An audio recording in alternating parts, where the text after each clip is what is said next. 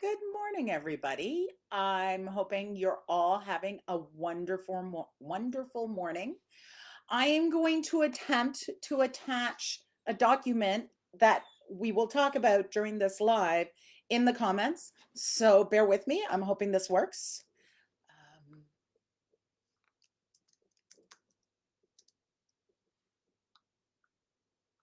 I had it and now I lost it.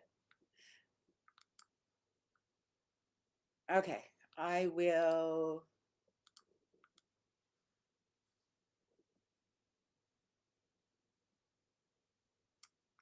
I just had it. I swear to God. Okay, while I'm messing around with the joy, there it is.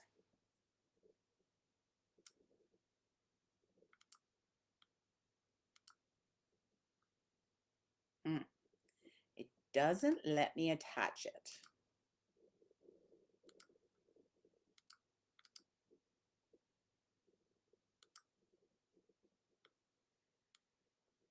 Okay, so I will put it as a comment in my, when we talk about it, I will put it as a comment on my Facebook page.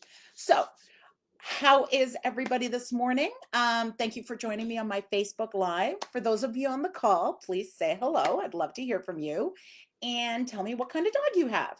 If you don't know me, my name is Paula Hoger. I started Shake-a-Paw dog training in 1998, so it's been around a really long time. I have personally owned Akitas, a Siberian Husky, a Chesapeake Bay Retriever, and now have two Border Collies.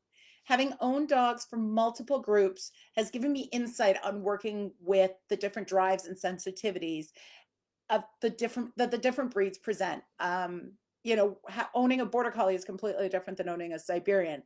And as much as I remember when I got my first dog and I was looking for someone who knew Akitas, which isn't that easy to find, but as all dogs are really similar in a lot of ways, but yes, there are definitely breed types that have different natural inclinations. For example, guarding breeds are more likely to bark and lunge at something that's makes them nervous, which is exactly what they're supposed to do. Terriers are going to have more prey drive because exactly what they're supposed to do. And these aren't specific breeds, these are breed types. And the characteristics, though each specific breed has its own characteristics on top of that, knowing what your breed type is going to really help you when selecting a dog and making sure that is the correct dog for you. So, as I go through the live, please feel free to ask questions in the comments. I will answer throughout the live, so just ask away. If you are listening to the recording, let me know by using hashtag replay in the comments section. And please feel free to ask anything as you watch the playback, because I will regularly check back and answer your questions. So like I was saying, dogs are also different. It is valuable to know what your dog enjoys and what your dog doesn't enjoy. Again, this comes back to drives and sensitivities, which I've mentioned a couple of weeks now. So for example, I was working in class the other day and the dog did something and the lady scratched the dog on the head and the dog was like, yeah, I don't love that. Now, some dogs are really interesting in they love it sitting on the couch at home at night, but when you're working, they don't want to be touched. One of my Border Collies was totally like that. Yeah, I'm working, don't touch me. And it's very interesting. We accept it from cats, but we think dogs should always accept being touched by everybody. Anyways, back to know what your dog likes. So for example, my Siberian Husky, he really didn't like me touching his head, except again when I was sitting on the couch, but he loved to go between my legs and I'd scratch his butt. That was for him, made him very happy. So that was an easy way to reward him, where if I insisted on touching his head, I'm actually correcting him because it's something he doesn't like. So just always be really aware of what your dog enjoys and what your dog doesn't enjoy. Something simple like stand in front of a mirror and touch your dog and see what makes him draw into you and see what makes him back away from you. Good morning, Julie. I'm glad to hear Sisu is sleeping. I know Sisu doesn't do a lot of that. How about you guys? I would love to hear more about your four-legged family members. What do they like? Do you know what your dog does? What makes your dog go, oh my God, that's awesome? And what makes your dog go, yeah, no, don't do that? While we're giving people a couple minutes to join us, I was going to talk about something that came up a couple of times this week during my lessons. Lately, I'm getting a number of calls about dogs that are constantly asking for attention and driving their owners crazy. I'm guessing this is due to a couple of things. With COVID, people are at home a whole lot more than they used to be. Um, Talking to the vets, they've had a lot of behavior issues come in since COVID started. One of my dogs had a real hard time with my husband and son being home all the time. Um, with the added time, a lot of dogs are getting a lot of attention and a lot of exercise because it happened in the spring and people were out and about and doing stuff, and now it's fall and the weather's getting crappy. We've had an incredible amount of rain, so all of a sudden that exercise is being reduced, and people are working, so they have to sit at a computer for a long periods of day, and the dogs are having a hard time with this. um Back to my notes. Bored dogs are starting to poke their owners for attention without meaning. This behavior is being reinforced, and that's why I'm getting calls, because now it's getting worse and worse and worse. So, for example, you are sitting at your computer working and your dog comes over and puts his head on your lap, right? That's cute. What do? You pet the dog. Hey, honey, how are you? How's it going? And then you try to go back to work. Keep in mind that you have reinforced the dog by petting him. And I'm not saying that's a bad thing. And for some dogs, that's not going to be a problem, but for some dogs, it is. Um, it starts to get, well, I came over, you're supposed to pet me. And 2 minutes later, he comes over and you're supposed to pet him again. And 2 minutes later, he does it again. Now you're like, hey, you need to go away. I need to get some work done. And this starts to escalate. Um, Possibly by the dog now figures out if he goes over and picks something up that's inappropriate, that's not a dog toy, you're going to get out of you're going to come pay attention to them.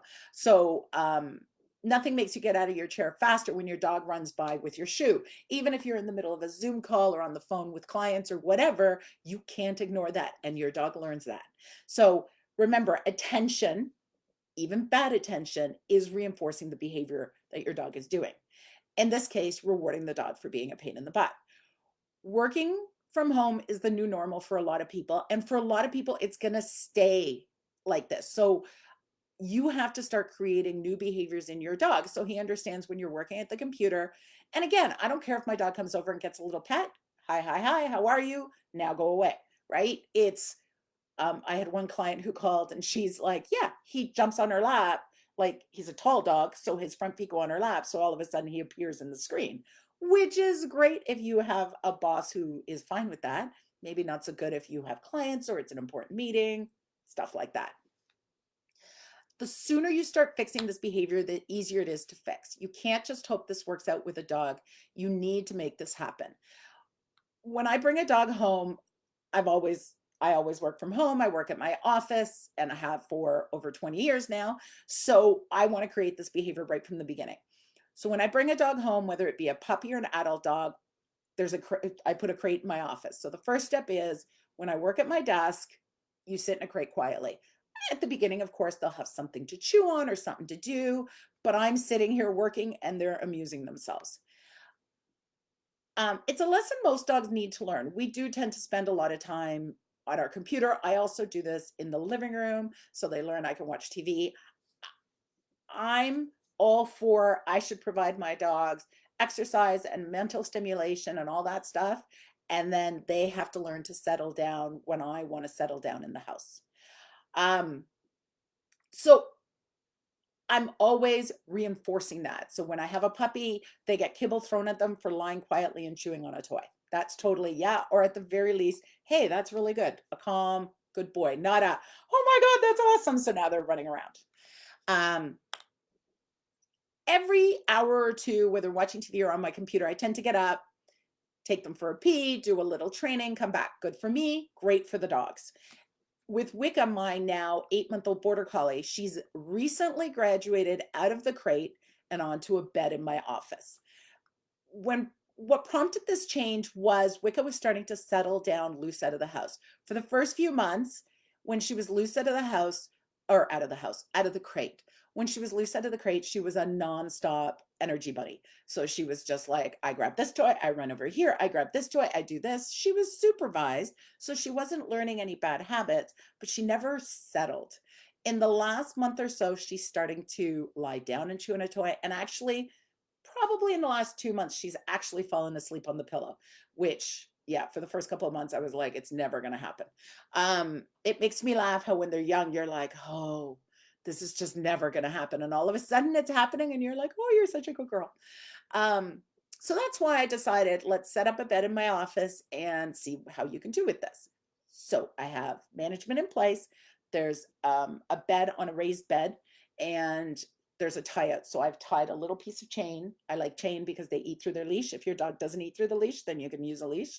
A little piece of chain to a bookcase, and it's tied to the bed so that at first she was put on the bed with something to do like a chewy and rewarded, but she was also tied up. So when she went, hey, it's time to get off the bed, she never got anywhere and would choose taking away choices so they make the right ones, would choose going back on the bed and chewing her thing. So that's how I started. And I started with small periods. Like I'd take her for a run, we'd come in, she'd lie on her bed for a half hour. Um, at the beginning, at this age, so she's 8 months old, so she'll still pick up stuff and eat it or steal stuff off whatever. Um, she can't have house freedom. She can't wander around. With an older dog, I wouldn't care. I create the value of the bed. They learn to lie there, but I don't care if they get up and walk around unless they start to bark at me, jump on me, or get into stuff. As a teenager, so at what she is, this is the time they start testing, like they're figuring out what works and what doesn't work. For example, I don't know if you can see it, there's a bag of cookies here and it's open and I use them to reward her. I want my dog, my adult dogs, ignore that bag of cookie and never even think about it because they have practiced right from puppy. Yeah, that bag of cookie lives there, or it might live on my desk or whatever. It's not available because they practice being on the bed, being in the office, and not getting a chance. If I left her alone in the office, it would only be a matter of time in her investigations where she would go, hey, there's a bag full of treats. What if I pull it down and eat it? And now that's the habit I've created. So I'm very big on management to prevent inappropriate habits to be created and to get that dog that lets me put an open bag of treats on the counter and goes, yeah, yeah, whatever, it's there. That's just the way it is. So, yeah, okay. There are still days, remember, she's 8 months old. There are still days where she can't do it. She is just incapable of settling down. For her, it seems to be around 2 in the afternoon, and not so much days, but times. Around 2 in the afternoon, not every day, but a lot of days, she ends up in her crate because she can't settle. She starts to wander around my office. She starts climbing the shelves, looking for stuff to get into. She goes behind me. Ooh, see, this is where it's bad to see yourself. Um, and then she starts to stick her nose in the plants on the windowsill. She's just basically checking everything out. But the problem is, if I let her continue to do that, sooner or later she'll get into something. So I don't want her to do that. I'll give her a few minutes. If she goes back to the bed, I'll praise her. I reward regularly by throwing kibble at her for staying on the bed. I do not reward her for getting off the bed and going back on the bed because otherwise she would get off the bed. So I'd give her a cookie for going back on. So after she's there a minute or two, then I might reward her. I might tell her to get back on the bed, but I know that's not really helping because if I'm constantly having to remind her, then we're in that vicious circle. After 2, 3 times tops where she just can't settle, I'll put her in her crate. I might just tie her up to the bed, but honestly, I'm finding that she just goes to the end of the leash and tries to get into stuff. And because it's my office, there's still stuff she can get into. She's tied next to a bookcase that has stuff in it. So if she starts climbing it, she's gonna find something to do or break or chew or blah blah blah. So then she goes in her crate. It's not a punishment. I just walk up to the crate, I open the door, she jumps in, she gets rewarded, I close the door, I go back to my desk, she amuses herself with whatever's in the crate. So um this is what I've created, right? I don't let her practice the behavior I'm trying to get rid of So instead, she goes, oh, now I'm in the crate. I get to practice being in a crate, which gives me, she's great in her crate. She lies down, goes to sleep or whatever, amuses herself, chews her toys. So I'm never letting her practice. Oh, I wander around the office till I do something that makes you get up.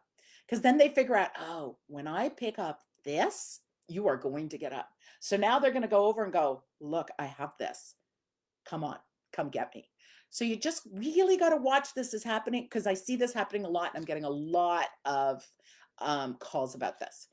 All right, let me check my notes, make sure I told you everything I wanted to. Yeah. So, has COVID created any unique situations in your household? Let me know. Let me know if you're having some problems and we can talk about them. Patty, good morning from Brockville. Lovely to see you here. Oh, I always forget to scroll. Maria, how are you? I have a 9-month-old lab. So is your 9-month-old lab like a typical lab, having a great time, enjoying life to the fullest, but a little crazy?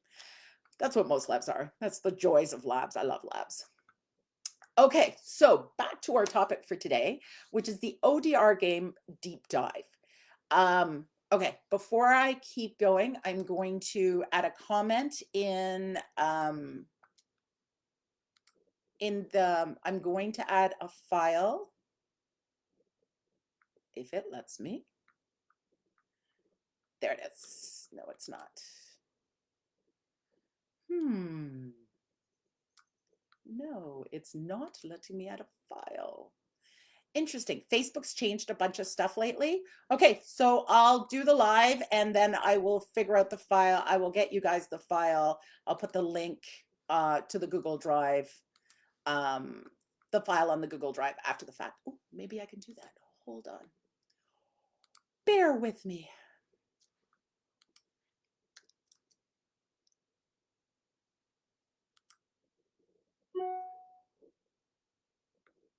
No, I can't.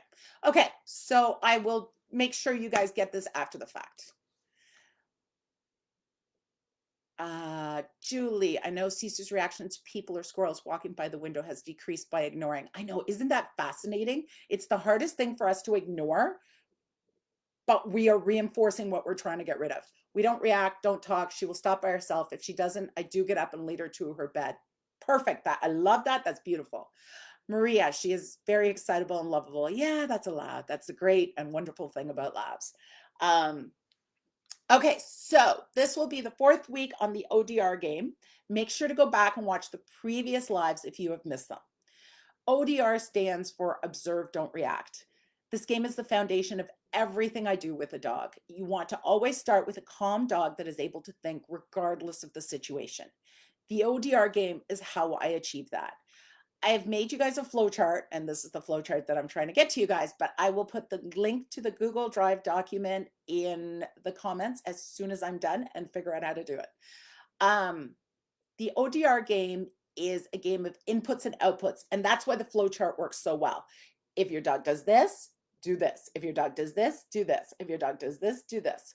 Remember, always when you're training, the goal is success. I've talked about this before. Your rate of reinforcement is about 80%. That means your success rate is about 80%. So you want, out of 10 repetitions, 8 of them are correct.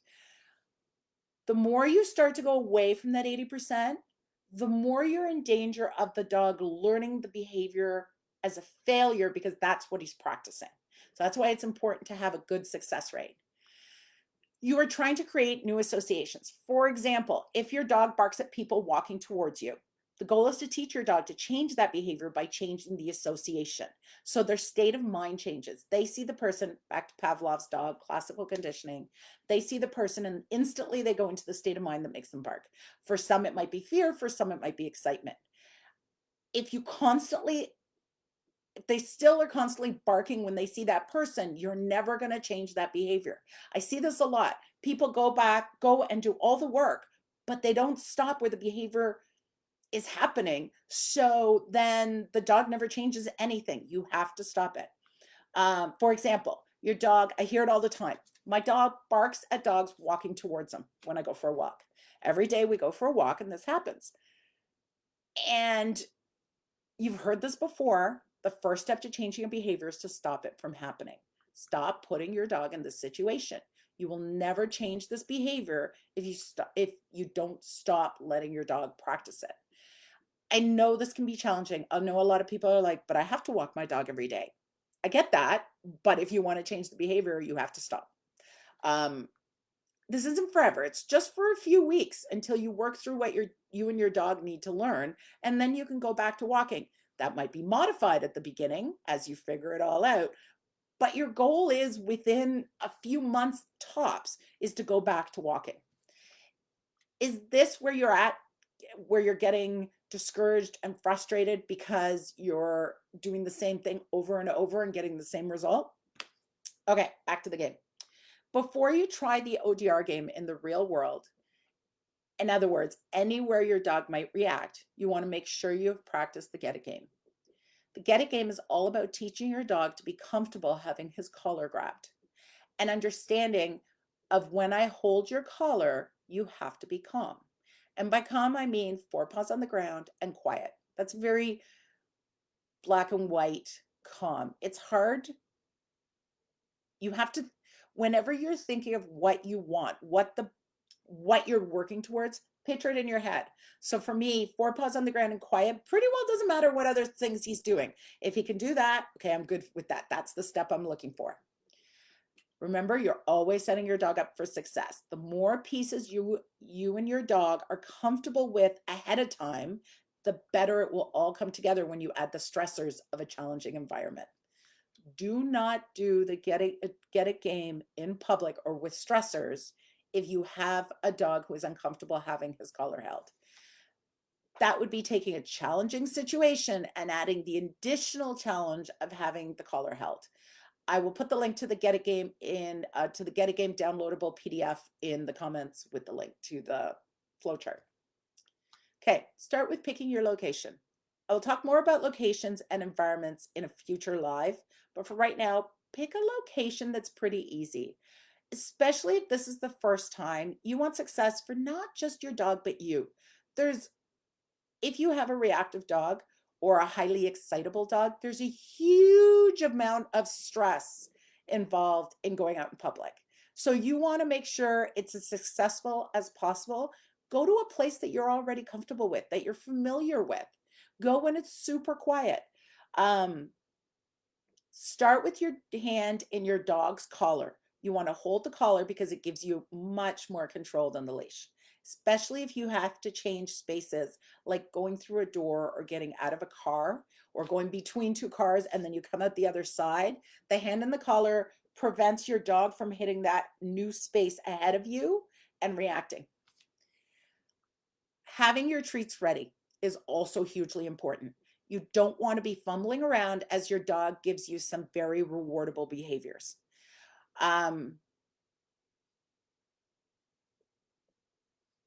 The ODR game flow chart is now up in the comments. Thank you, Chantel, for doing that for me.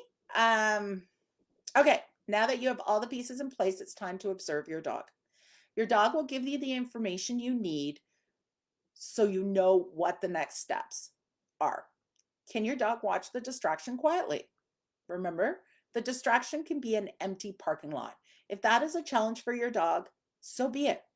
With my Siberian Husky, at about, he was pretty getting himself under control, and then testosterone arrived at 7 months, and he lost his control and didn't find it again until he was like 4.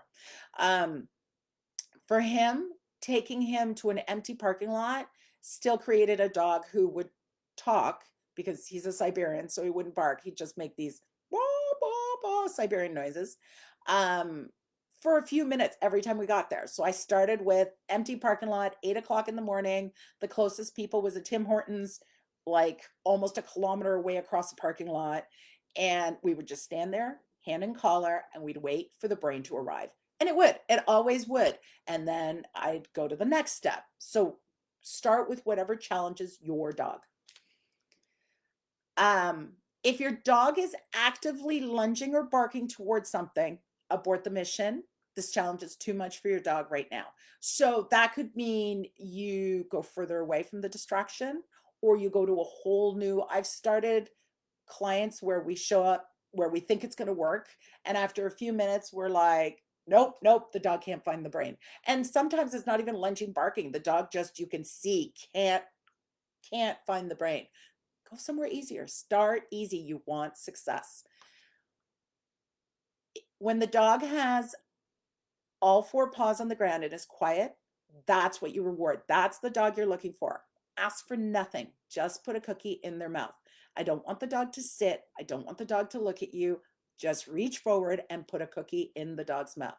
You are rewarding looking at the distraction. Again, if it's an empty parking lot, just standing there, looking around calmly. Remember, 4 feet on the ground, quietly, that's rewardable. After 3 to 5 cookies, your dog will probably start to turn his head as you approach with the food. So he's looking around, but as you start to lean to give him the cookie, he'll be like, hey, is that coming? This is a good sign that your dog is starting to get to the point where they can relinquish the environment. They can voluntarily move away from it. So now you get to move, you can move to the next block as long as the environment doesn't change. Let go of the collar and hold the leash. With your leash hand anchored to your body, and this is again hugely important, and we've talked about it before, always keep that leash hand on your body and have your treats in the other hand. You want to be, if your dog were to pull forward, you're a post in the ground. You're not moving. Now look at your dog. What's he doing? Did he instantly tighten the leash and focus in the direction of the distraction?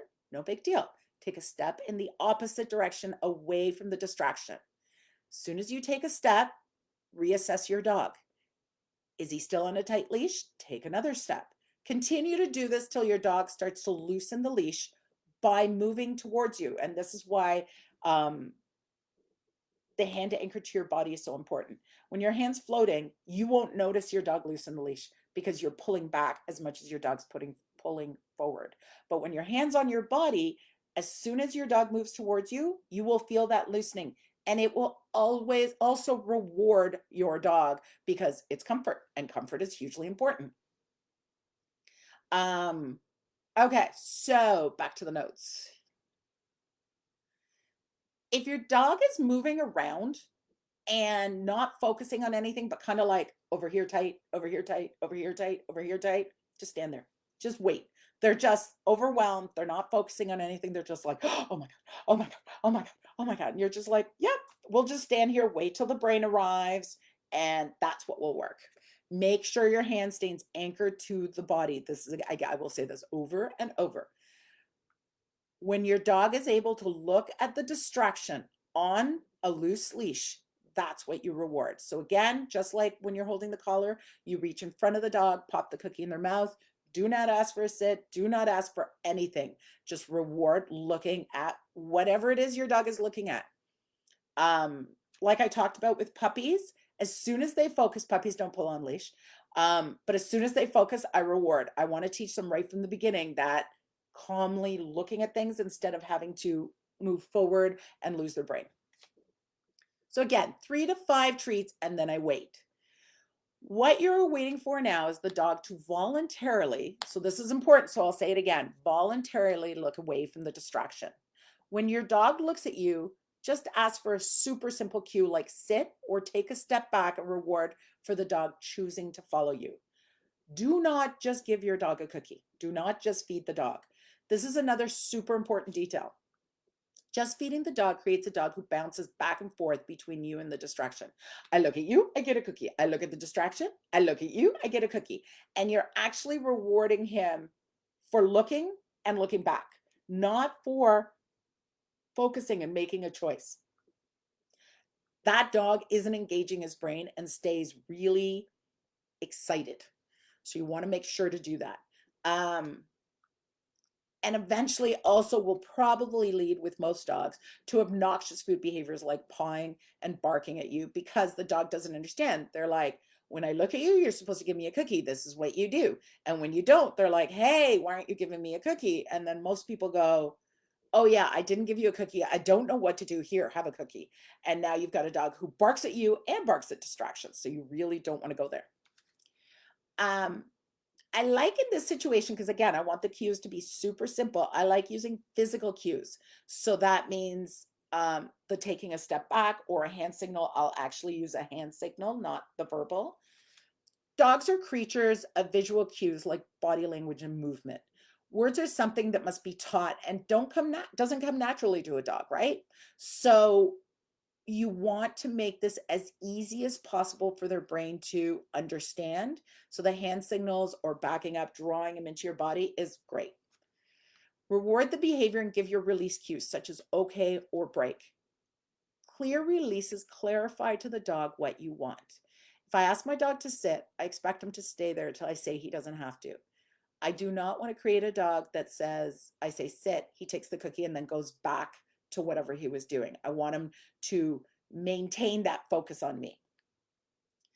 Um, let the After the release, I totally let the dog make the choice of continuing to work. So if the dog's like, yeah, whatever, I don't care about the distraction. What are we doing next? Great. I keep working with them.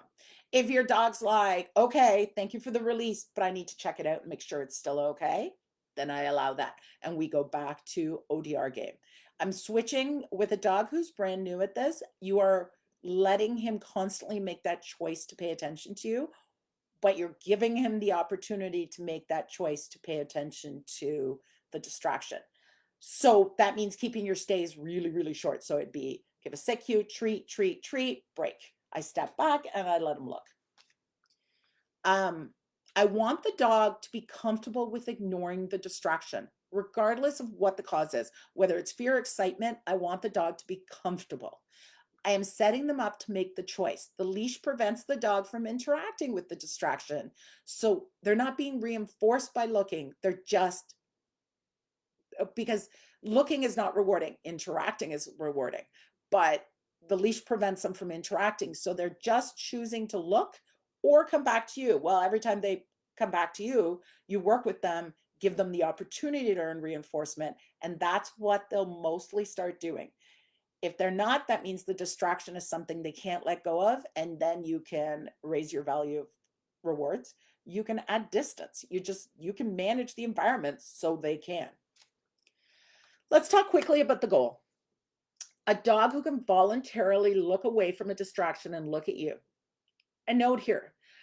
Some dogs will look away from the distraction, but it is more avoidance. Those dogs, and I've got a great video that I'm working on for the Facebook page that shows that avoidance. Those dogs usually are not able to look back at you or perform a task as cued because they are not looking away from the distraction, they're avoiding it. And I hope you can understand the difference between those two. When you're avoiding, you're totally thinking about it. You're just like, I'm not going to look at it because it scares me. When they're looking away, they're looking away. They're like, oh, what's over there? Or, hey, how are you? It's totally different because when they look away, they're not worried about this. When they're avoiding, they're still totally going, oh my God, it's right there. So that's what you want to, if they're in that state, I'm not going to reward it. I'm just going to let them be. I want to build a dog who can handle the distraction. Avoidance isn't bad. It's a great choice. It's better than barking, but it's a survival instinct that every animal possesses. But in order to achieve our goal of a dog who calmly ignores a distraction, they first have to look at it, be able to look at it on a loose leash, ODR, and then choose to look away because it's no longer valuable or scary, depending on the dog. If they are avoiding something, that means they are still thinking about it and will never be able to commit their brain to performing a task with their brain power occupied elsewhere, which is the distraction. I want to finish this by explaining why being able to perform a task is so important. Whether the issue being excitement or fear, it's all about focus. For the dog to react, he has to give all his focus to the distraction. This is when the brain falls out and chaos occurs. As soon as they can maintain a loose leash, some of their focus has to move to their body. At the beginning stages, with the collar grab, the act of chewing brings some focus back to their body. Chewing requires them to move their jaws, which increases blood flow. It's a body action. When they're focused on something, their body doesn't do anything, it focuses. Even if they run, their brain is being pulled forward, it's not thinking. I've lost my place. Here we are. Um, sorry. Okay, for your dog to eventually get over the distraction, and by get over it to me means they don't care. I want the dog to be like, yeah, it's a person, meh. Yeah, it's a dog, meh. Exactly the same reaction they have to when you walk by a car. Meh, it's a car. What do you want from me? That's how little excitement, fear, anything that car may have. I have worked with dogs. I worked with a dog who was scared of cars because she didn't want to get in cars. So for her, cars were scary. And we had to work through the exact same thing. Yeah, it's a car, get over it. And then I had to work getting in the car, but that was different. Um, but just it's not even they're looking away or not looking away, they just don't care. That is my goal with the ODR game, and that's the dog that gives you that can walk down the street and be comfortable because they see the stuff but they're not worried, they're not excited. You have to move more focus off the distraction. The more you fight with your dog to change the focus, the harder your dog will fight for the focus. And again, this is a survival instinct. It's in their DNA. It's natural, just not super useful behavior for pet dogs, but super useful for, let's say, a retriever. The duck falls in the water and it's in the weeds and it's diving, and that retriever has to go out and fight everything else, the weeds, the diving duck, whatever, to get that duck. Well, that's drive, that's focus, that's what you want. You don't want it at barking at people walking down the street. I'll give you a couple of examples where I see this happening. A dog trying to get out the front door. They get faster and sneakier the harder you try to stop them. Human nature is to try to stop them, and the more you try, the worse they get. Another example is the dog that picks up stuff on a walk, like garbage or whatever. Every time you see something on the ground, you pull up on the leash.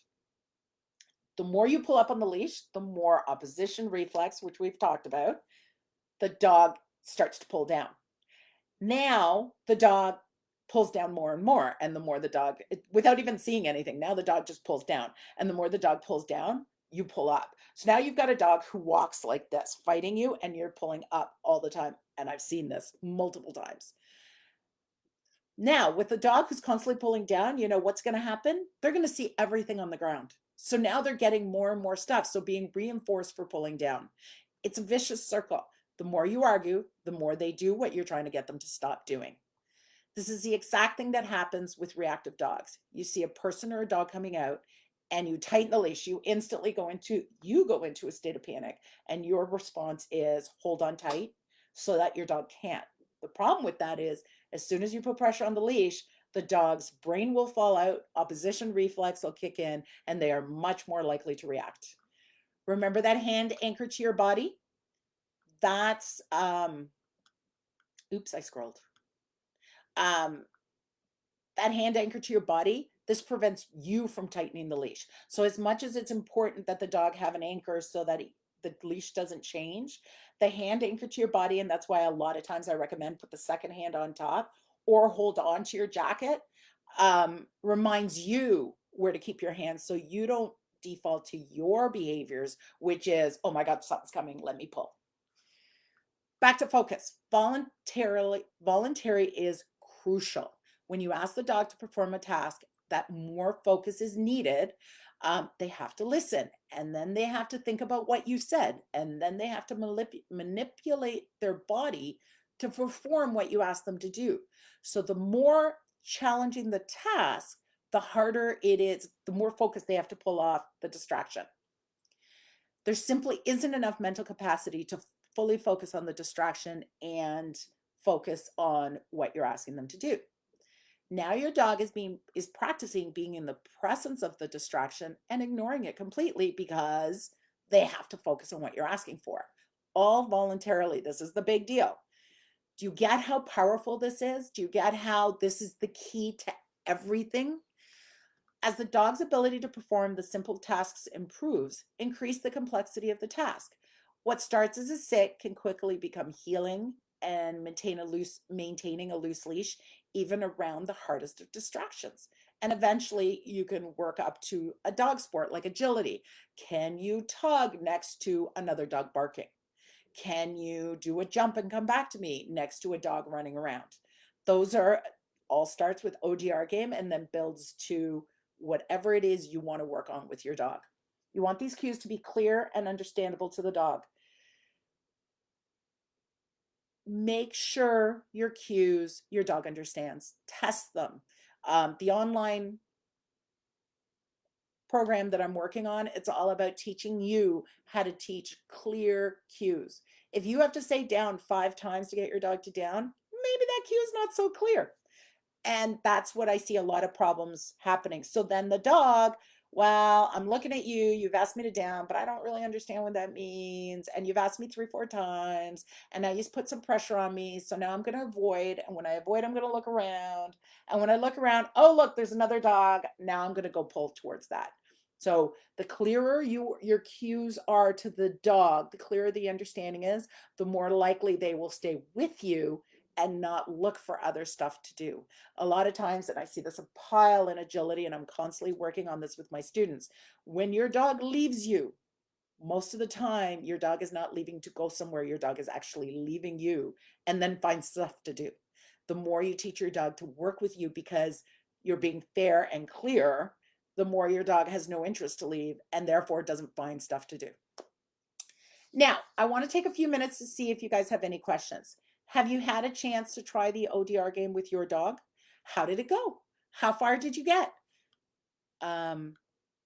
If you need some help integrating the ODR game into your training plan, message me, email me, go to my website, dogtraining.ca/ODR game. I do consults both remote and locally. Any questions before I go? Join us next Friday at 10 a.m. for our next Facebook Live. The correct use of a lure. Using food is a wonderful thing. Using any reward is how you explain to the dog what's expected. Using them incorrectly will create behaviors you're trying to get rid of. I get clients all the time. I had a client not that long ago call and say, I would like some help training my puppy, but I don't want to use food. And I was like, what? Oh, because our previous dogs were really obnoxious over food. The fault here doesn't lie in the food. The fault here lies in how you use the food. So using a lure, using a reward, that's what we'll talk about next week. That's all for now. If you have any special requests, let me know. Have a wonderful weekend, and we will see you all next week at Friday at 10 a.m. for our next Facebook Live. Thank you so much for listening, and we'll see you next week. Bye.